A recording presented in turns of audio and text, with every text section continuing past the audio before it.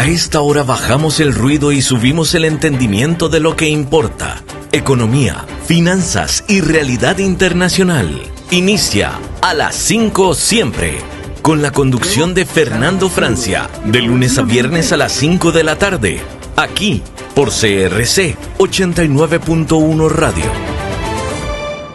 Hola, ¿qué tal? Bienvenidos. Son las 5 en punto de la tarde y eso quiere decir que usted va a estar al tanto de todo lo que importa en el mundo de la economía, las finanzas y la actualidad internacional. Vamos a las noticias. Goulet, de 78 años, lleva ya 27 años en el poder en Djibouti y pudo volver a competir tras una reforma constitucional que eliminó el límite máximo de edad. Y bueno, pues así están las cosas en este país pequeño que queda ahí muy cerca de toda la zona conflictiva. Ahí los buscarán ustedes, Djibouti.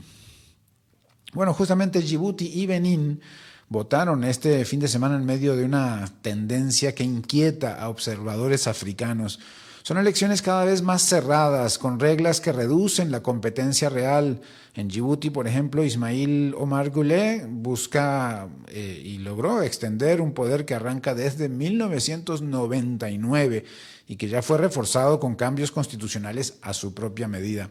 Analistas advierten que en varios países del continente no solo suben los costos de competir en elecciones, también se estrecha el margen democrático y se limita a quién puede aspirar realmente al poder. En Djibouti la candidatura costaba unos 20.000 libras esterlinas, que serían unos casi $30.000, y en Benín costaba unos 328.000 libras esterlinas, casi 400 y resto mil dólares ser candidato. Expertos advierten que estos cobros convierten la política en una prueba de riqueza y reducen la democracia a una transacción comercial. Bien, vamos a Europa. El vicepresidente del Banco Central Europeo, Luis de Guindos, advirtió que una eventual suba de tasas dependerá de si el alza del petróleo y de otros insumos como fertilizantes, plásticos y aluminio se traslada al resto de la economía. El mercado ya descuenta 70% de probabilidad de una tercera subida de tasas en el Banco Central Europeo antes de diciembre, nos indica un cable de Reuters. Lloyds Banking Group decidió no impugnar judicialmente el esquema británico de compensación por créditos para autos mal vendidos, que podría costar 9.100 millones de libras, unos $12.250, $12.000 millones de dólares.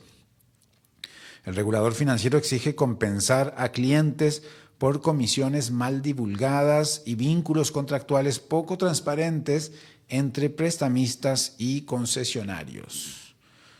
El ministro sueco de Mercados Financieros pidió que más países europeos adopten sistemas de pensiones fondeados como los de Escandinavia y Países Bajos para alimentar los mercados de capitales del continente. El argumento del sueco es simple: una unión de mercados de capitales vale poco si no hay capital suficiente invertido en esos mercados. Así que el debate queda instalado en la Unión Europea desde la posición del ministro sueco de Mercados Financieros del conservador partido gobernante.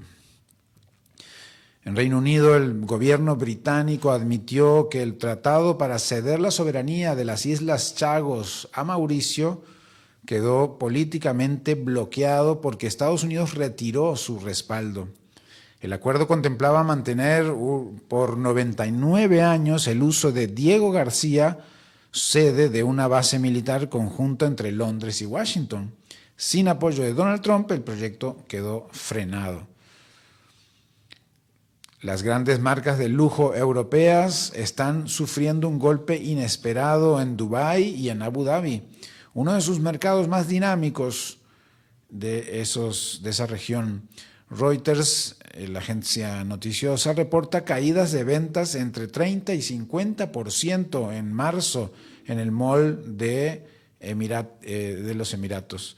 mientras el tráfico en Dubai Mall habría bajado alrededor de 50%. La guerra con Irán afectó de lleno el consumo de alta gama, evidentemente.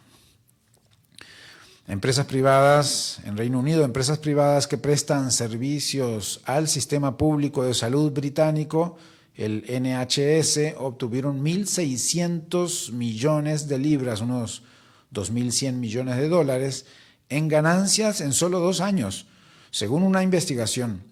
Diputados calificaron esos beneficios de escandalosos y piden topes a la rentabilidad, alegando que ese dinero habría alcanzado para miles de médicos o enfermeras. En una nota de América Latina, Venezuela quiere atraer de nuevo a mineras internacionales para desarrollar y extraer oro, hierro y bauxita, con respaldo de la administración Trump, por supuesto. Pero agencias de noticias advierten que el plan enfrenta un obstáculo enorme: la inseguridad en el estado de Bolívar, donde operan grupos armados, redes criminales y hasta fuerzas estatales señaladas por colaborar con la minería ilegal. Así que la minería ilegal está también ahí en debate en Venezuela. A nivel global, el petróleo volvió a subir con fuerza por el temor a que el bloqueo estadounidense sobre puertos iraníes amplíe la guerra más que la aminore, por supuesto. Algunos analistas ven riesgos de un conflicto mucho mayor, con crudo bastante más caro y posible recesión global si la confrontación se prolonga. Otros creen que es otra amenaza maximalista de Donald Trump que luego podría moderarse, ¿no?, con el estilo de negociación de Donald Trump, de poner el grito en el cielo para luego pues, poder a partir de ahí empezar a negociar más a su favor. Los últimos cargamentos de petróleo que salieron del Golfo antes de la guerra, es decir, antes del 28 de febrero, están llegando a la mayoría de sus destinos en estos días. Y eso puede volver más visible la escasez real de crudo en el mercado, porque pues ya empezamos entonces a la cuenta regresiva para los barcos que no están saliendo. A medida que se descarguen esos embarques previos al conflicto, la presión dejará de verse solo en los precios futuros y empezará a sentirse con más fuerza en la disponibilidad física de barriles. Así que a partir de estos días va a empezar realmente a bajar las existencias de petróleo en los distintos países importadores de esa zona. El presidente del Consejo de Estabilidad Financiera, un organismo internacional con sede en Basilea, Suiza, y muy cercano al G20, Andrew Bailey, advirtió al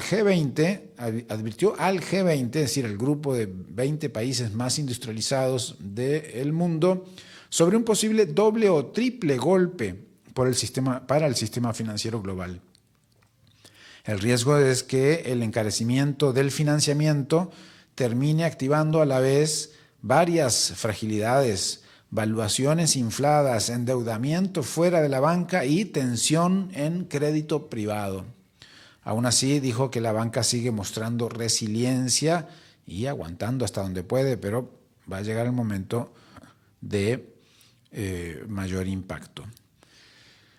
La consultora especializada en telecomunicaciones Del Oro Group proyecta que el gasto global en infraestructura de telecomunicaciones caerá 2% en 2026 y luego crecerá apenas 1% hasta el 2030.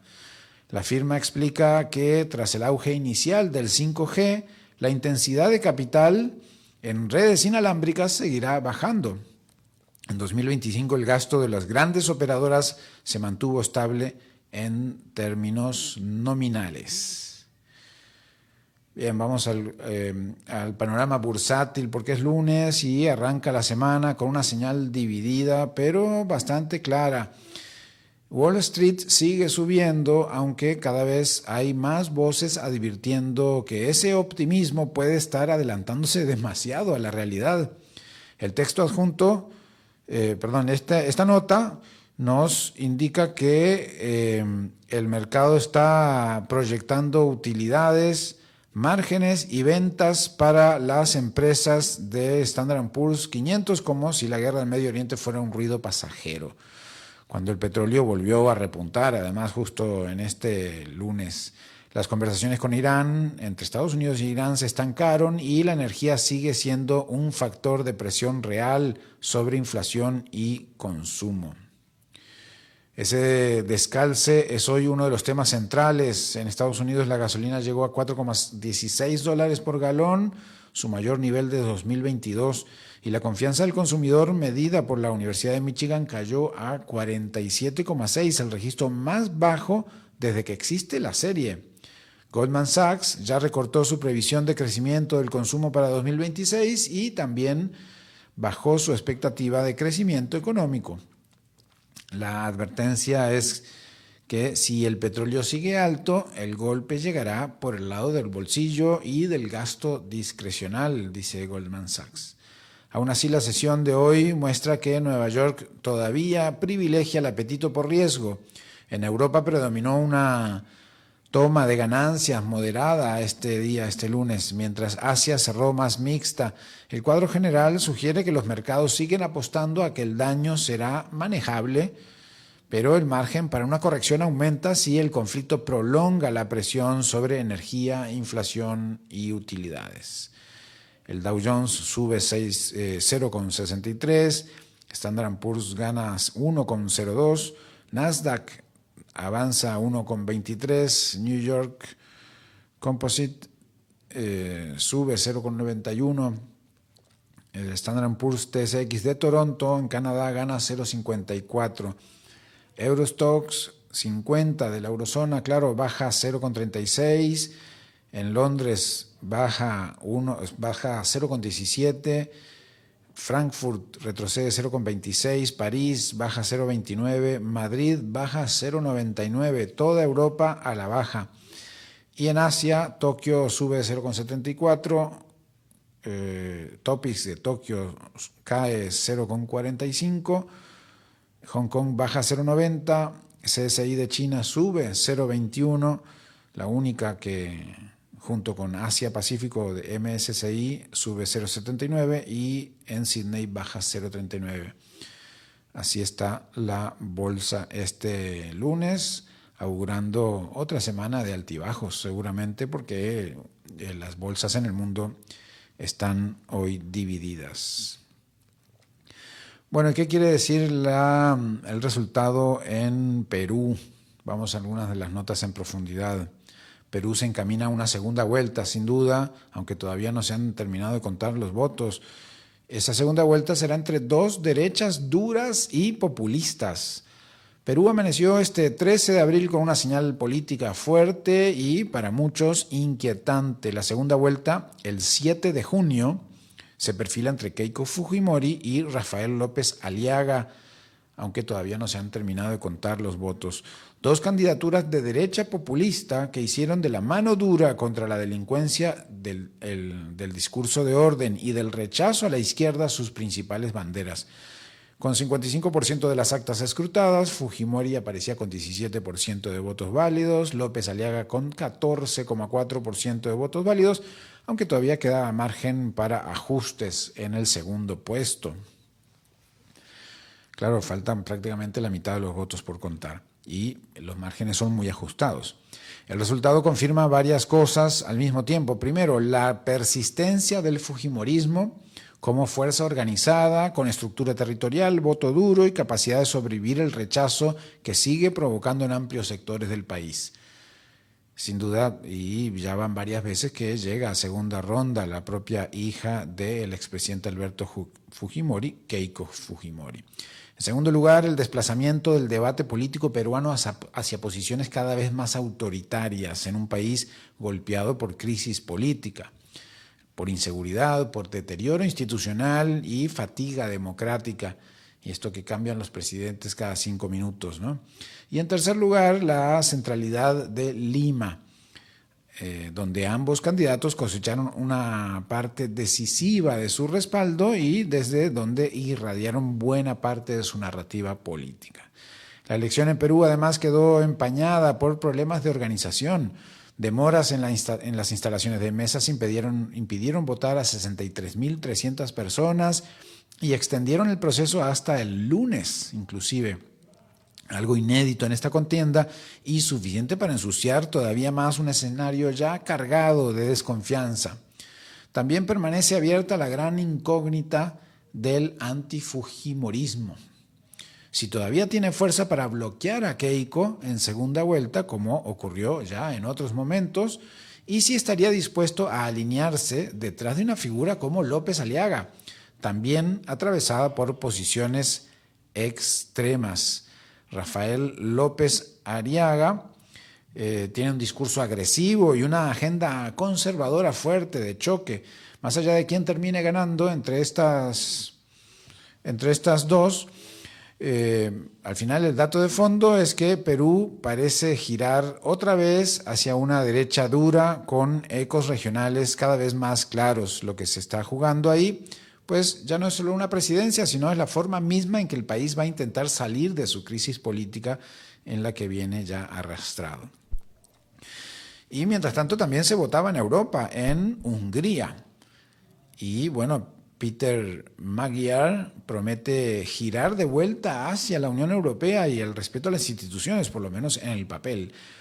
Hungría dio este 12 de abril uno de los golpes políticos más fuertes de los últimos años en Europa. Viktor Orbán, que llevaba 16 años en el poder, reconoció su derrota electoral ante Peter Magyar, líder del partido opositor TISA,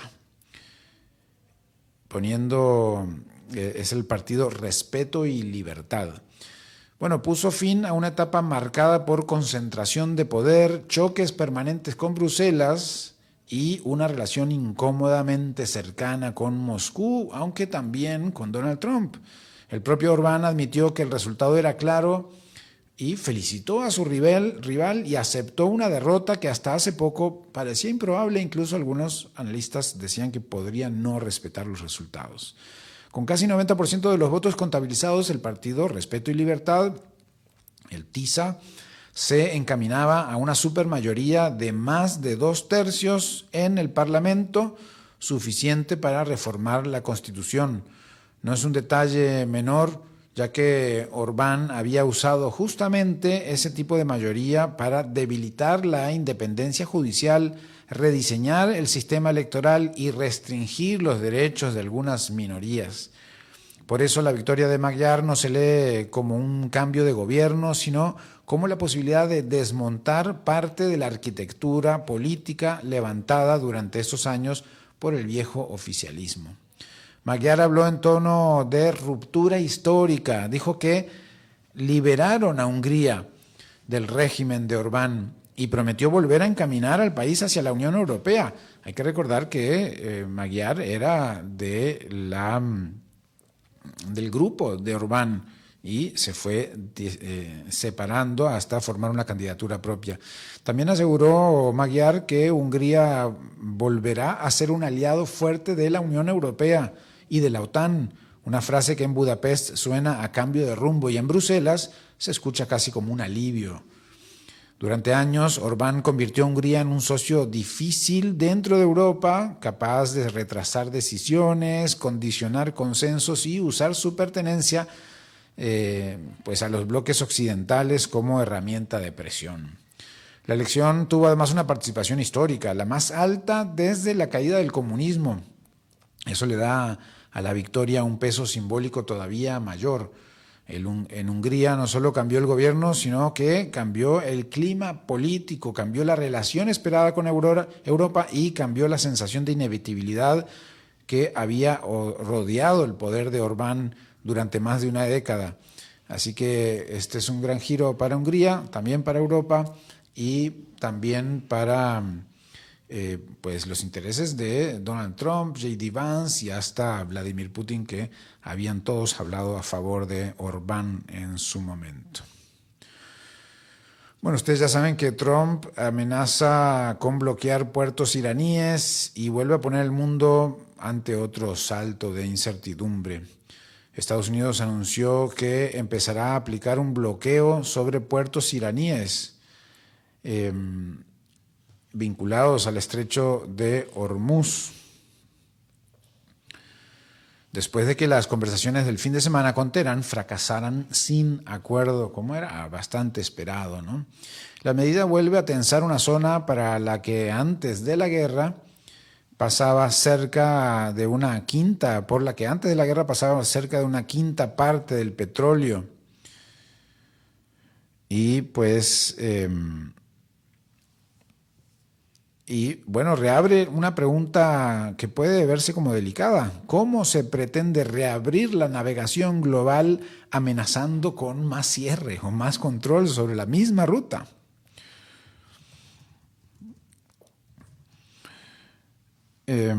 Donald Trump habló primero de bloquear cualquier barco que entrara o saliera del estrecho, pero luego el propio mando militar estadounidense matizó el alcance de la operación y bueno, según esa versión, el bloqueo se concentraría en embarcaciones que transiten hacia puertos iraníes, mientras se permitiría el paso de buques dirigidos a terminales de aliados árabes del Golfo. Aún así, los mensajes contradictorios ya bastaron para empujar otra vez el mercado hacia la incertidumbre.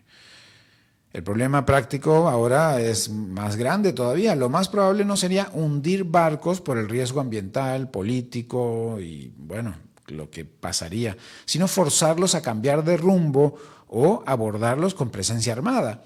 Pero eso expone directamente a la Marina estadounidense a represalias iraníes y deja el alto al fuego en una zona de ambigüedad y prácticamente desaparece. Entonces, bueno, obviamente los precios del petróleo reaccionaron de inmediato, el crudo estadounidense subió 8% y el Brent 7%. La guerra ya no solo, claro, está ahí con los bombardeos presentes, sino que también y desde siempre con rutas, seguros y demás control del comercio mundial. Bueno, vamos a hacer una pausa y enseguida volvemos con nuestro tema de esta tarde.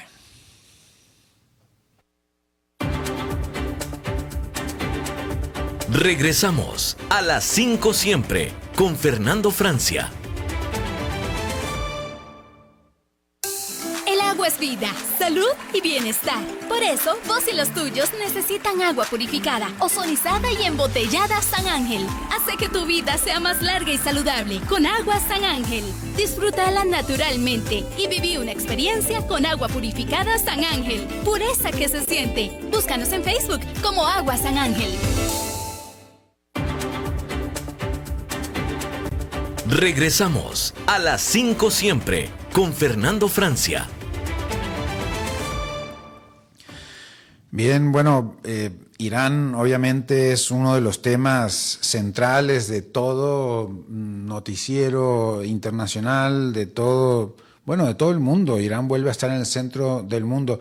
Curioso que veía hoy algunos analistas que decían que, claro, las guerras se nombran según el país al que se invade o el país al que se bombardea, la guerra de Irán, la guerra de Irak, la guerra de Ucrania, ¿no? Pero al final es Estados Unidos el que bombardea o Rusia en el caso de Ucrania. Pero no solo este conflicto en Medio Oriente es el que pone a Irán en el tapete, sino que lo que ocurre ahí, bueno, desde hace muchos años siempre ha sido centro de muchísimos debates complejos y de distintas situaciones de diplomacia, equilibrio o desequilibrio regional. Bueno, la fragilidad del orden internacional está en Medio Oriente muy expuesta. Después de semanas de ataques cruzados entre Estados Unidos e Israel contra Irán y también Israel absolutamente ilegalmente contra Beirut, contra Líbano más bien, el escenario pues ahora parece que dio un giro, pero no está nadie muy seguro. Donald Trump llevó la retórica al extremo, al punto de decir que podía desaparecer toda una civilización. Ustedes lo escucharon, lo vieron la semana pasada. Desaparecer una civilización en una sola noche. Pero además no es cualquier civilización, es justamente Irán, una de las zonas en donde las civilizaciones nacieron, si se puede decir. después de esa gran amenaza, bueno, suspendió esa amenaza y supuestamente aparecieron 2 semanas de tregua, ¿no? En donde el ataque directo ya iba a entrar en una pausa, ¿no? Mediada un poco por Pakistán y condicionada a la reapertura completa y segura del Estrecho de Hormuz, que al final nunca se dio. Entonces esa tregua nunca fue realmente una paz verdadera, mucho menos prolongada, ¿no?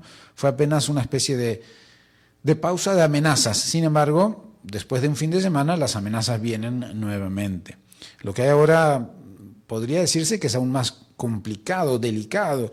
Este fin de semana se realizaron en Islamabad, en Pakistán, las conversaciones directas de más alto nivel entre Estados Unidos e Irán en décadas. La delegación estadounidense fue encabezada por el vicepresidente J.D. Vance. Las conversaciones duraron más de 20 horas este fin de semana con mediación pakistaní y por momentos parecieron acercarse a un entendimiento, según reportan varias agencias internacionales, pero obviamente terminaron sin acuerdo. Siguió abierto el canal de diálogo, pero las diferencias siguen siendo profundas y pues J.D. Vance volvió a Estados Unidos. Washington quiere que Irán renuncie de forma total a cualquier camino hacia un arma nuclear, que entregue el uranio enriquecido, que acepte un marco de seguridad regional y que abra por completo el Estrecho de Hormuz. Teherán, por su lado, exige garantías permanentes de no agresión, levantamiento de sanciones, acceso a activos congelados y reconocimiento de sus propias posiciones estratégicas. O sea, el diálogo no murió, pero quedó estancado en los puntos más complicados en donde ya nadie se mueve. Y bueno, en paralelo la guerra siguió desbordándose por otros frentes, porque mientras se hablaba de una tregua entre Washington y Teherán, Israel intensificó sus operaciones totalmente ilegales dentro del Líbano. Y pues allí hubo varios ataques, bombardeos, que incluso dañaron instalaciones vinculadas a la Cruz Roja en Líbano, según denuncias sobre el terreno. Israel dice que está atacando células de Hezbollah, que es una organización apoyada por Irán. Sin embargo, quienes reciben las bombas es el pueblo del Líbano. Para Irán eso vacía de contenido cualquier idea de desescalada regional.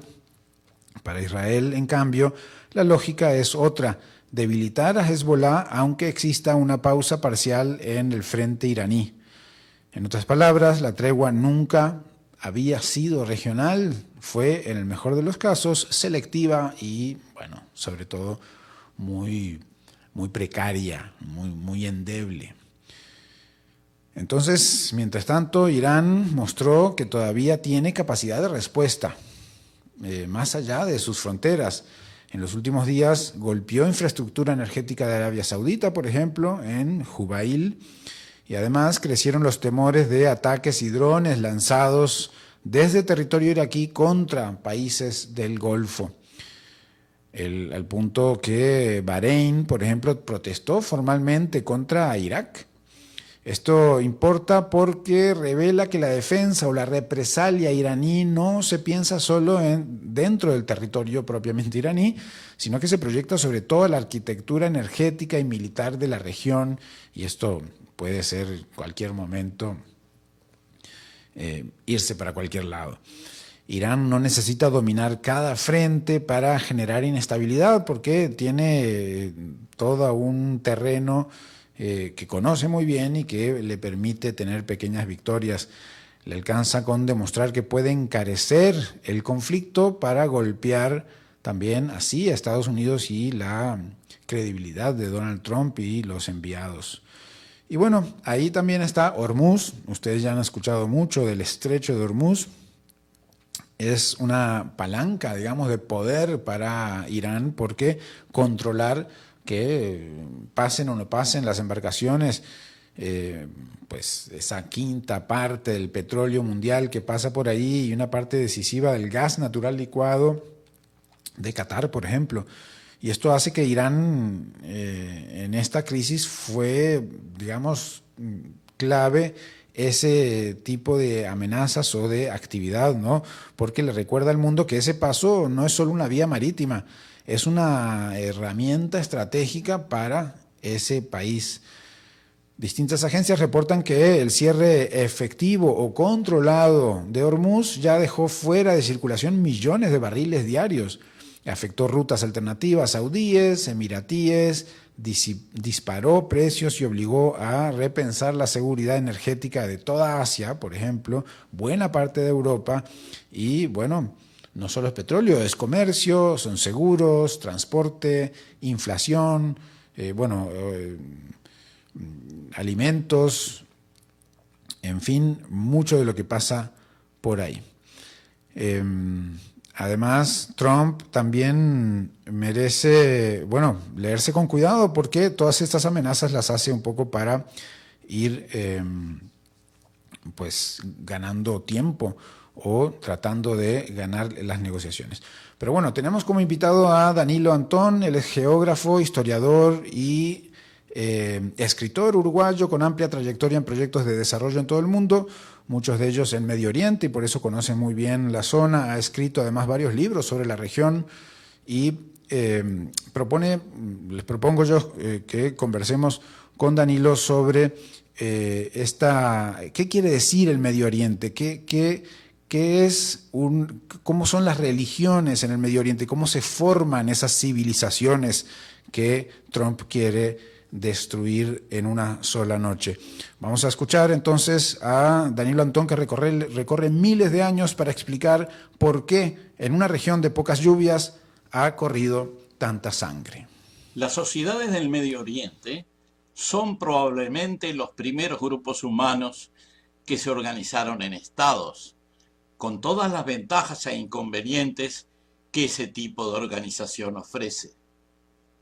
En efecto, hace 5.000 años aproximadamente, ya había estado funcionando en el valle del río Nilo y la llanura de los ríos Éufrates y Tigres.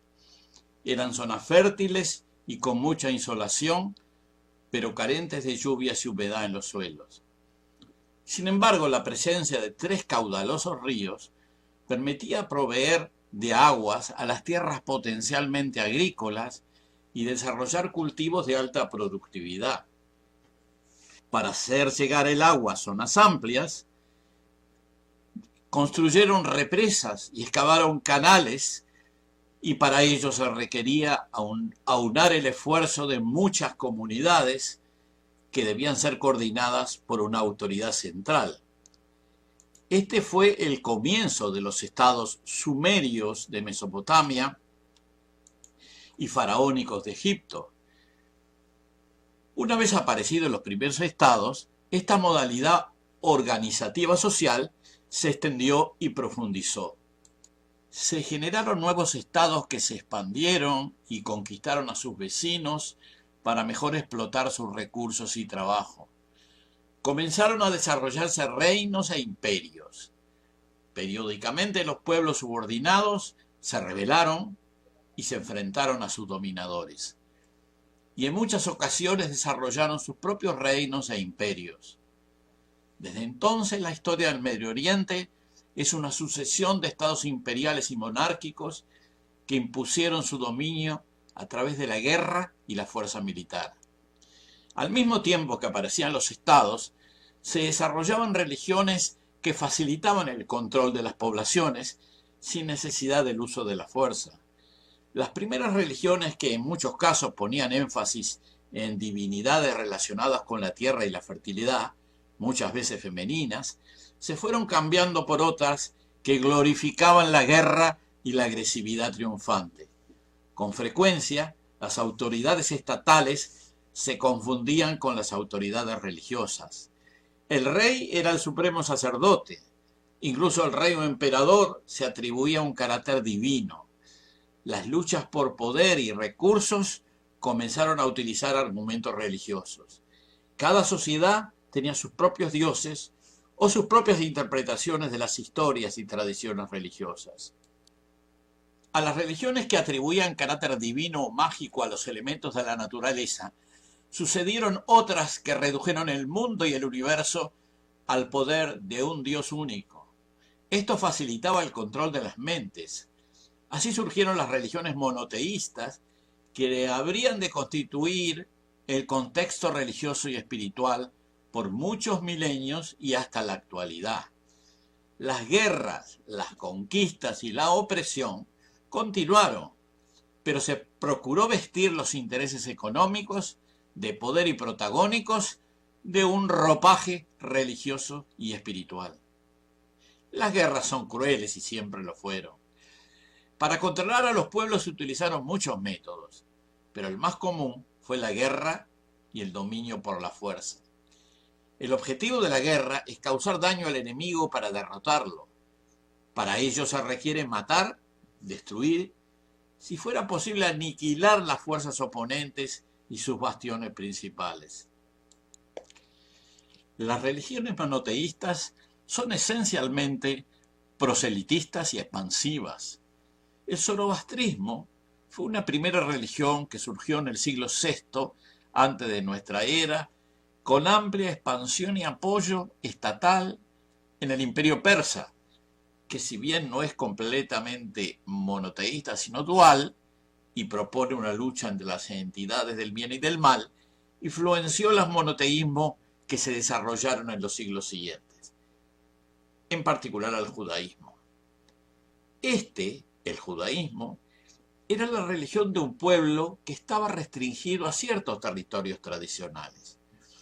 Según Kamel Shalibi, un académico libanés de gran prestigio, en su primera etapa el pueblo judío estaba establecido en el sur de Arabia, en la región denominada Asir, y que recién algunos siglos después reaparecería en el territorio de Palestina. A partir del siglo VI, antes de nuestra era, el judaísmo pasó a ser una religión proselitista. Promovieron las conversiones y se crearon importantes comunidades judías que no estaban constituidas por población hebrea en Medina, en Arabia, en Alejandría, en Egipto, y en Etiopía, entre otros lugares. Todavía en el siglo IX, el judaísmo se expandió a territorios al norte del Mar Caspio, en la cuenca del río Volga y zonas adyacentes, incorporándose como religión oficial del reino házaro, que duraría como tal hasta los siglos XI y XII. Luego de la disolución del reino házaro, muchos de los creyentes judíos emigraron a Europa, constituyendo la base de los judíos askenazi de Europa Oriental y Central. En los siguientes siglos el judaísmo cambió sus políticas proselitistas y pasó a ser una religión que restringía las conversiones de los no judíos.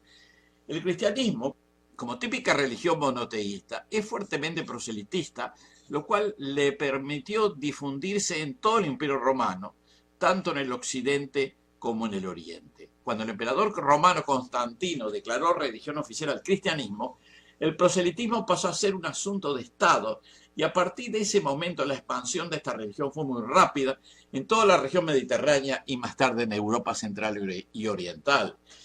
Cuando se dividió el cristianismo más tarde en romano y ortodoxo, bizantino, fueron dos los poderes estatales que entraron en pugna desde entonces en el cristianismo. El Islam surgió 3 siglos antes de la separación de las iglesias cristianas, que emergió de Arabia y tuvo una actitud hiperproselitista, apelando a sus conquistas militares y a la aplicación de políticas discriminatorias que promovían la conversión. A su vez, ya desde sus orígenes en los siglos VII y VIII, el Islam se dividió en 2 corrientes principales, el sunismo y el chiismo, que también apelaron a menudo a enfrentamientos militares para asegurar sus dominios territoriales y en la conciencia de las gentes. En los siglos siguientes, en estas grandes corrientes del monoteísmo euroafroasiático, aparecieron nuevas tendencias religiosas, a veces llamadas herejías o sectas, que repetidas veces combatieron por el control de los territorios y las mentes de las personas.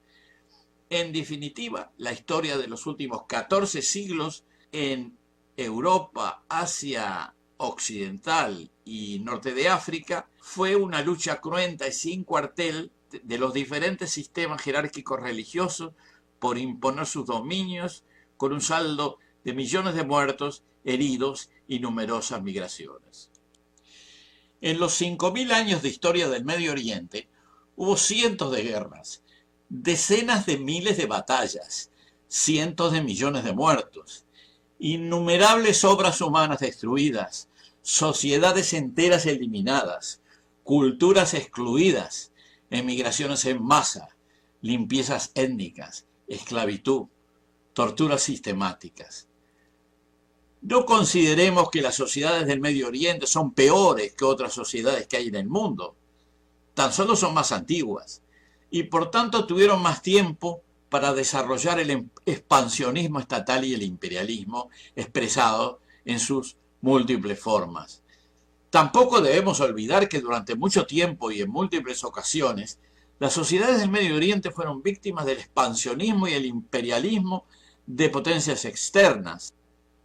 En los últimos siglos, estas agresiones fueron muy frecuentes. Las potencias de Europa Occidental, la Rusia zarista y más tarde soviética, los Estados Unidos comenzaron a intervenir en el Medio Oriente con el fin de apoderarse de sus recursos. Para ello, aprovecharon las disensiones internas que ya existían en su propio beneficio. Promovieron las luchas sectarias, cristianos contra musulmanes, musulmanes contra judíos, chiitas contra sunitas.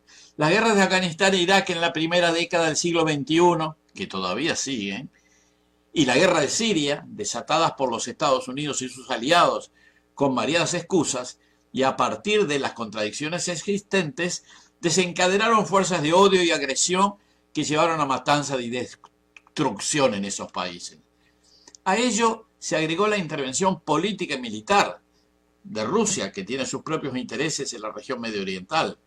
Las potencias externas inyectaron armamentos, cada vez más mortíferos, que multiplicaron la muerte y la destrucción. El precio es la sangre vertida por los pueblos que ya no pueden trabajar, relacionarse pacíficamente, comerciar o vivir vidas productivas y armoniosas. Solo queda la muerte, la destrucción, la emigración. En fin, en las tierras de pocas lluvias sigue habiendo mucha sangre derramada. Continuamos escuchando a las 5 siempre con Fernando Francia.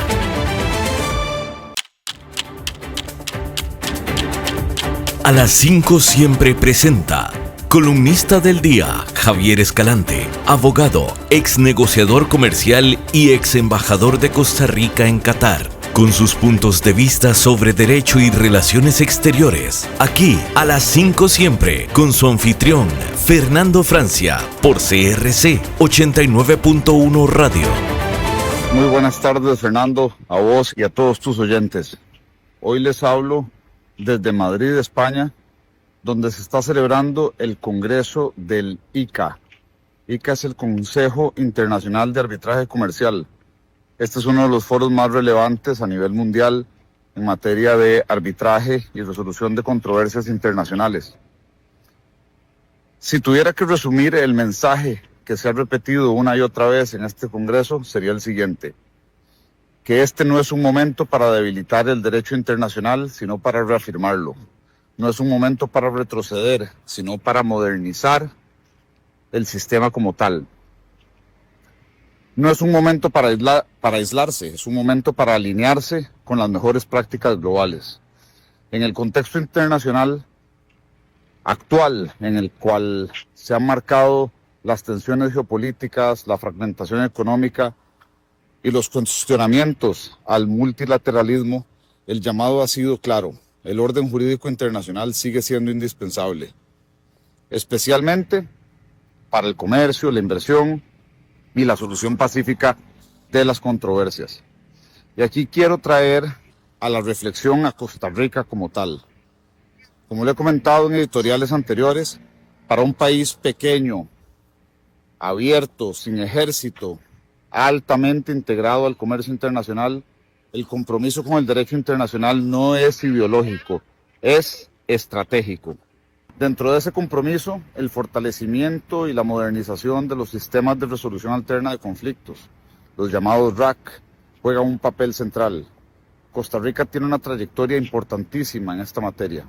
Tenemos más de 2 décadas desde la implementación de la ley RAC y a lo largo del tiempo se han hecho mejoras relevantes. Una de ellas, y tal vez la más importante, ha sido la aprobación reciente de la nueva ley de arbitraje, que se alinea con el modelo de UNCITRAL, que es hoy en día el estándar internacional en esta materia. Eso es muy positivo, es una muy buena señal, pero no es suficiente. El mensaje aquí desde el ICA en Madrid ha sido muy claro. Los países que quieren seguir siendo competitivos no se detienen en lo básico, profundizan, modernizan, suben la barra de los estándares que tienen que perseguir. ¿A qué me refiero? Primero, a que hay que expandir con mayor determinación el uso del arbitraje a materias que hoy siguen siendo del conocimiento exclusivo de los tribunales de justicia ordinarios, aun cuando podrían resolverse de manera más eficiente, técnica y especializada mediante el arbitraje. No se trata de sustituir la justicia ordinaria, sino de complementarla de manera inteligente, como hemos dicho en otras ocasiones. Descongestionar los tribunales, reducir plazos, aumentar la previsibilidad para aquellos que tienen que tomar decisiones que eventualmente podrían ser sometidas a la justicia. Segundo, hay que profundizar en el uso de las cláusulas arbitrales en contratos con el Estado o con entidades públicas. El Estado no puede ser ajeno a los mecanismos de resolución alterna de conflictos. Esta es una materia clave, es un tema sumamente relevante. En muchas jurisdicciones competitivas, el arbitraje con el Estado no es una excepción. Es una herramienta normal, regulada y transparente. Bien diseñada, no debilita al Estado. Al contrario, le da credibilidad, le permite actuar como un socio previsible y envía una señal muy clara de seriedad institucional. Desde la perspectiva de la inversión internacional, esto es crucial. Los inversionistas no están buscando privilegios, están buscando reglas claras, foros neutrales y mecanismos modernos de solución de controversias. Tercero, y no menos importante, hay que alinear aún más nuestra práctica arbitral, judicial y administrativa con los estándares internacionales. No basta con tener buenas leyes en papel. Importa mucho cómo se interpreten, cómo se ejecutan los laudos y cómo dialogan los tribunales nacionales con el sistema arbitral. Para efectos de ejecución de todos esos laudos arbitrales, de aplicación de conceptos de competencia o no competencia de un tribunal arbitral, es muy relevante que haya un entendimiento claro. Todo esto tiene un impacto directo con 3 cosas fundamentales. Primero, seguridad jurídica, como hemos dicho muchas veces. Cuando las reglas son claras y los mecanismos confiables, las decisiones económicas son más racionales y menos riesgosas. Segundo, competitividad país. Hoy los países compiten no solo por impuestos o incentivos, sino por la calidad de sus instituciones jurídicas. Y tercero, reputación internacional. Costa Rica ha sido históricamente vista como un país serio, confiable y respetuoso del derecho. Ese prestigio se construyó mediante décadas. Mantenerlo requiere decisiones conscientes y un esfuerzo para seguirlo construyendo. El mensaje que se repite en foros como este en el que estoy, el del ICA, es contundente. Los países que apuestan por el arbitraje, por la modernización de los mecanismos de resolución alterna de conflictos y por el respeto del derecho internacional no pierden soberanía, ganan relevancia.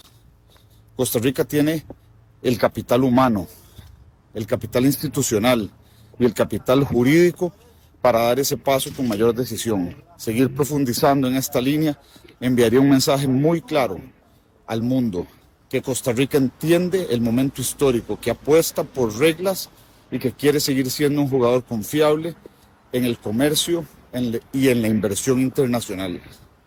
En un mundo cada vez más incierto, la previsibilidad jurídica es una ventaja competitiva.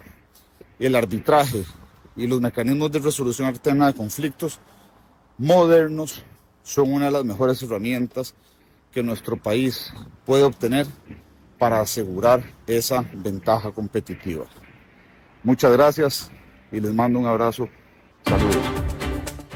Gracias, Javier Escalante, por esta reflexión sobre arbitraje, seguridad jurídica y valor estratégico del derecho internacional para Costa Rica. Con esto llegamos al final, amigos. Gracias por compartir un día más. Me despido. Nos vemos en 23 horas. Hasta la próxima. Concluye a las 5 siempre.